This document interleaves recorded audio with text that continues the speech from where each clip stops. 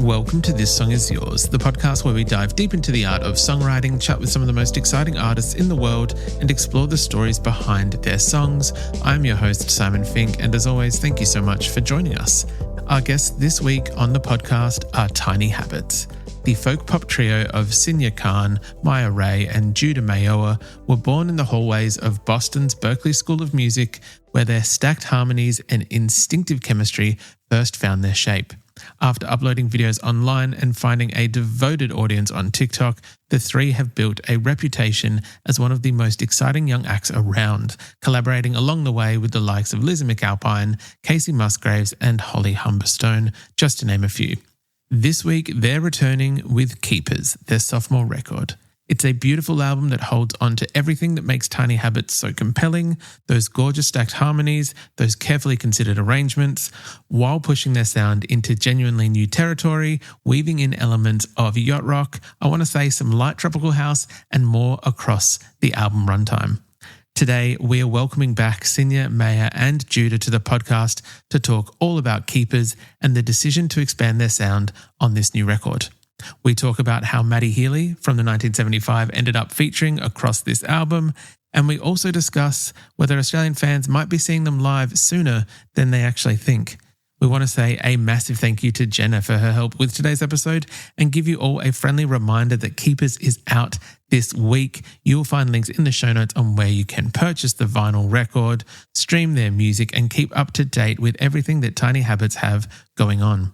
While you are in the show notes, please make sure you subscribe to this very podcast. So go ahead and sign up to This Song Is Yours and follow us on Instagram and on TikTok as well if you're not already. It really does help us out and it keeps you across all new episodes, guests, and everything else that we have in the works. We have a playlist feature on our website where you can find curated playlists from all your favorite artists. So if that's your thing, please head to thissongisyours.com. But let's not keep you any further. We know the reason why you're here. Let's get into it. Here is our conversation with Sinya, Maya, and Judah from Tiny Habits. I just keep on till I see it come. Baby, I'm too close to say.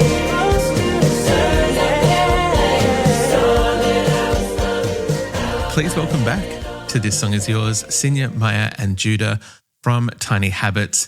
Gang, hello. Welcome back.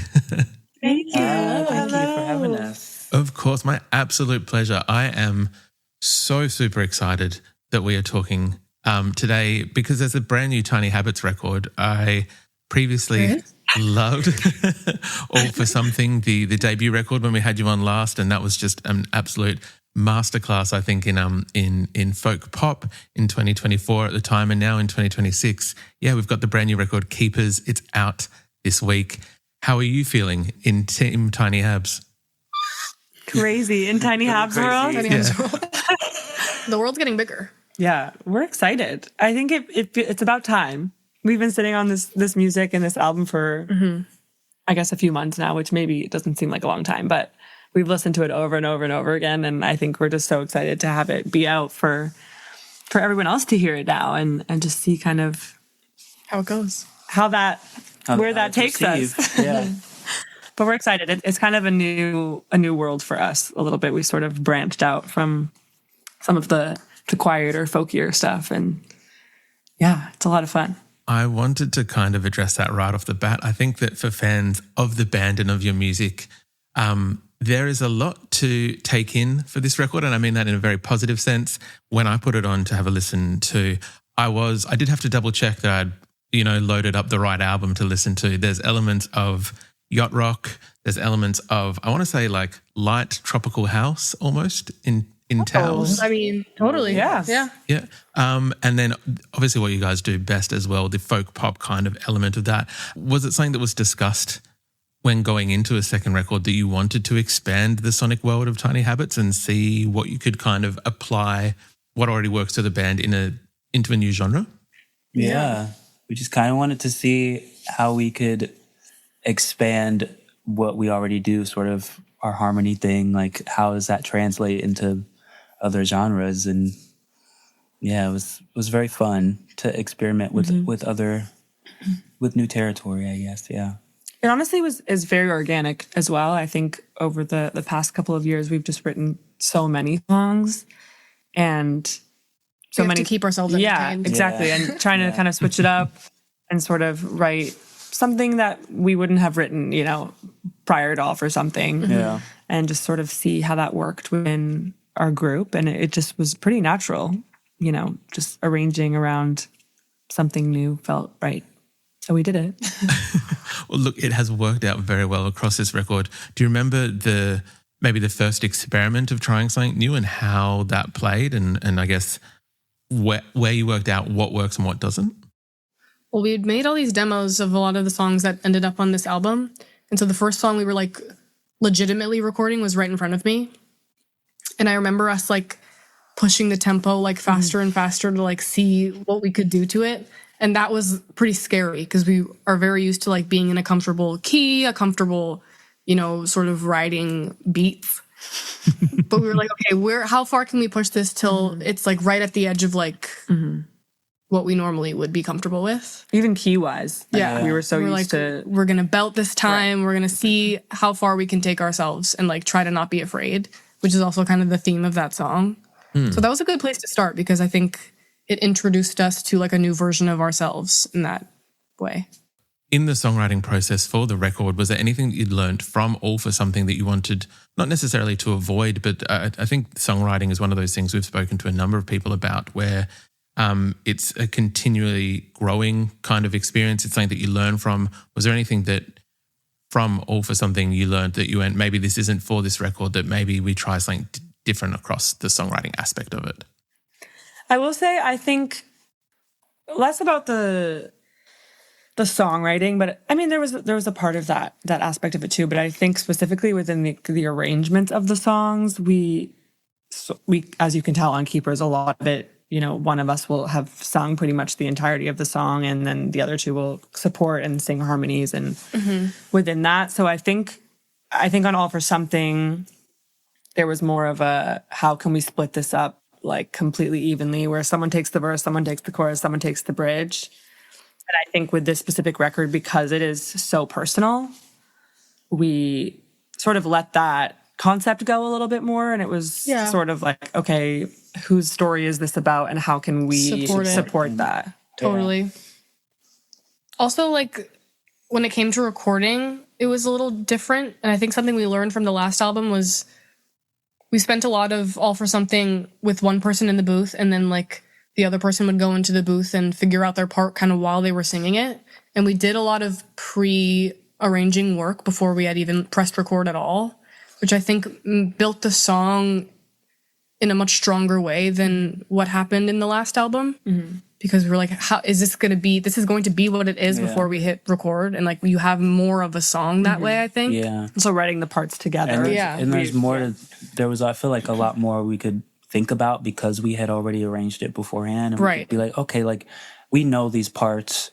Like maybe we try singing them with a little more energy or a little less energy this time. Or Rather than thinking. rather than not thinking about that, and then that already like it already being the thing, and then we're like, oh, well, I wish I would have sang this a different way or something. Like, I think we sort of did a lot of like preparation in order to prevent regret in some ways. I feel like because we were just like, we want to be able to take our time and this be as intentional as possible.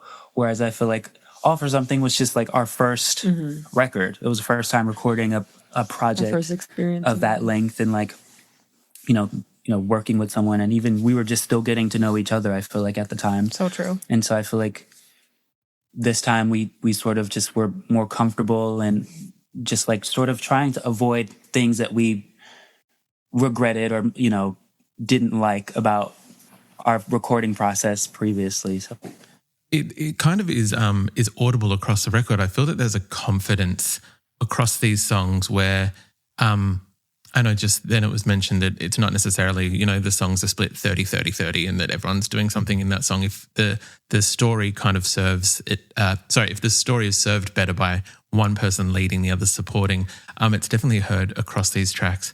I'd love to ask about a collaboration that you've got on this record, because I think that Judah, you do an incredible job of leading Anything He Was. But there is a young English gentleman named Matty Healy who features on this, which Young.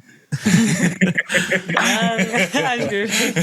Look, just have to mention it in the off chance that he ever listens. Don't want to insult. Super young, super young, super handsome. handsome. Super youthful, super. Super cool, super hot. Right. With Oh, yeah. how does that come about? Because to my knowledge, I don't think he does a lot of collabs or a lot of features as credited as Maddie Healy. And so this was, when it came out, just an incredible track. Wondering if you might share, I guess, how Maddie Healy ends up on a Tiny Habit song. Well, It's AI. Joking. We sort of had been discussing features and whether or not we wanted features and how we wanted to go about that. And we had sort of had a list of people that we want to work with and who Dreams. would be just sort of dream collabs. And at the same time, also sort of developing a relationship with Maddie, because he we were on tour last year with James Taylor, and he came to one of the shows and was like, do y'all want to make music at some point, maybe, or something? You're like, totally. And we were like, no. Yes, Maddie. And so We're good.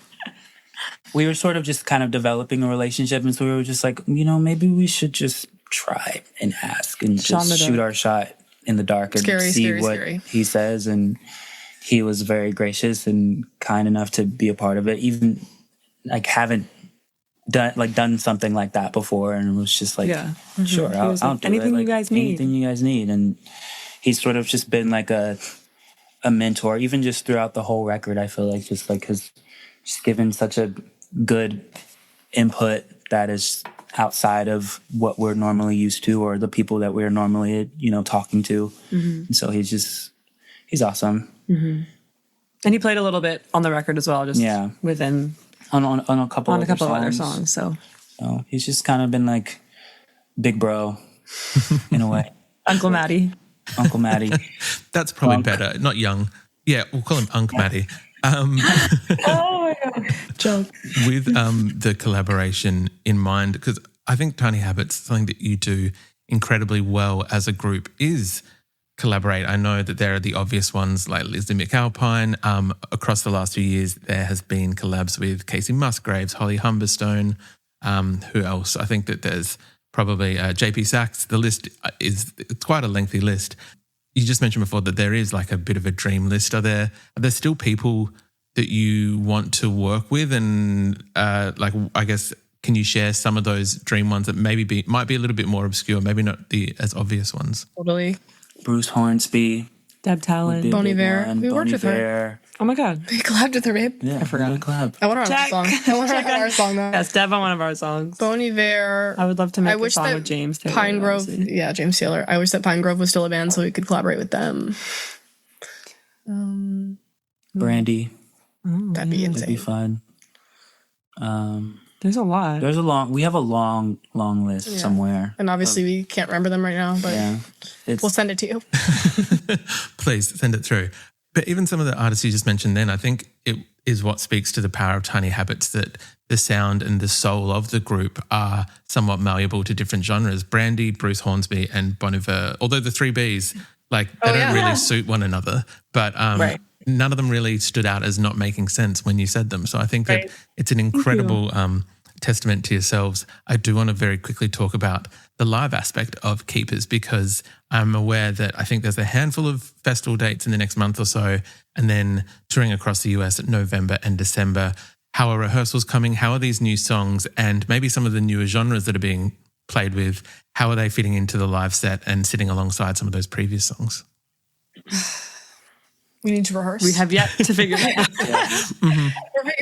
that is the question. mental. Right now it's all mental. We've been doing we're having a lot of meetings with our producer, Benj, who's also our MD. He's actually laying on the ground over there. He's the best ever. That's it. He has the most incredible imagination and will just send us these incredible voice memos of ideas he has where he's beatboxing and just screaming. And it's just really awesome. And every time he talks to us about it, we can kind of see the show happening. Yeah. And we've been getting really excited about that. So as of right now, it's just mental, but it's also spiritual and it's also going to happen. And we have a whole band we're going on the road with, so it'll be a lot of fun. We're going to reimagine a lot of the songs. Obviously, there's a lot of harmonies and there's only 3 of us. So we're going to have to sort of rearrange some things. We're gonna put but the audience to work. Yeah. People are going to be singing, be prepared to sing and dance. Yeah. Might be pulling some audience members on the stage. You never Build the know. choir, build the choir. It'll be a very multifaceted Faceted experience. multiple experiences Yeah. happening in one night, in one show. The Keepers experience. Yes. But we have to. We got to get there first.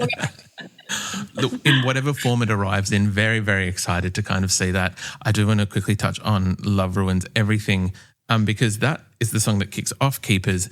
And when I kept going back to it, it was just this imagining of it live, which I feel is almost a different energy for yourselves, but so excited to see how it is going to kind of like explode in a live kind of capacity. Was there any, like when you're going into trying new genres, is there that thought of how it's going to translate live? Like for those people listening, if you haven't listened to the record yet, Love Ruins Everything, I want to say is like disco light almost. And yeah, when coming up with the song, can you already see it somewhat in that live capacity and how you want to play it? I can. Totally. Absolutely. Yeah. It's gonna be crazy. It's crazy. It's definitely vocally taxing. So I'm not excited to sing it We're gonna have to. multiple nights in a row, Yeah. but I'm really excited to see how people, Yeah.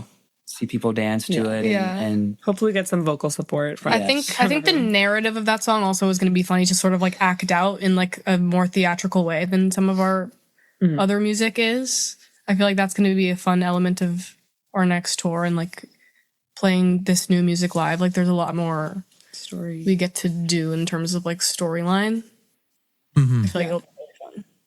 I think when we're writing a lot of these, I think specifically with that song, we were writing it, it was so clear. Like the vision of it was so clear, and just, at least for me, off the bat, knowing that, like it's gonna sound so good when everyone's singing this part. So I think that was definitely a big aspect of this music making process for this record was like the harmonies everyone's gonna sing in the audience, or it was so clear and so exciting.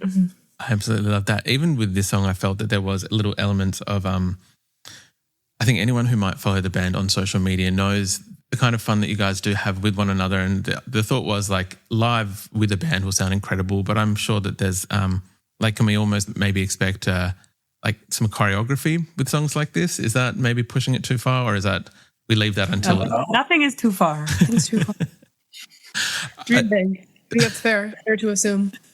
Look, in the words of, or in the spirit, sorry, of dreaming big, I do want to ask maybe a bit of an obvious question in terms of, you were here with us in Australia, I want to say in 2024. Can we expect to see maybe next year in Australia in support of Keepers? Don't know. hey, You never know. you never know. I will say Australia is probably our favorite place to play.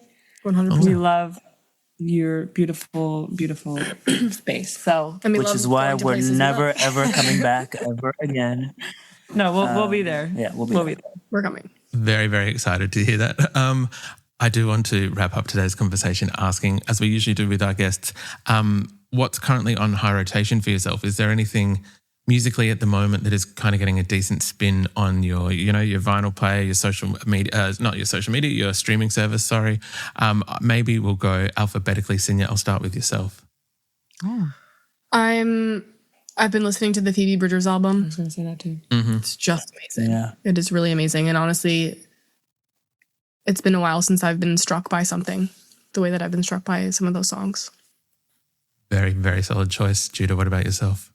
I was also going to say that was really the one I was going to say as well. The Phoebe record is so good. It's so good. It just feels so complete. It's just the sounds of everything, the She took her songwriting. time. It's she's just You right. can just tell that it's She's just so her. No, there's That's a masterclass. truly, she is one of one. I guess that's our communal answer. I wanted to ask at least, acknowledge the fact to ask yourself, but I might assume that the answer is the same. That was mine too. I think the writing and the sonic palette and honestly everything, the marketing, everything about it has been so it's such a complete world. Yeah. And I think it's inspiring to see that. So something to aspire to be. Incredible recommendation. It is such a brilliant record, but I do want to shout out the brand new Tiny Habits record. It's called Keepers. It is out now when people are listening to this conversation. Senior, Maya and Judah, thank you very much for coming back onto the podcast. It's much appreciated. Thank you. Good to see ya. To see you.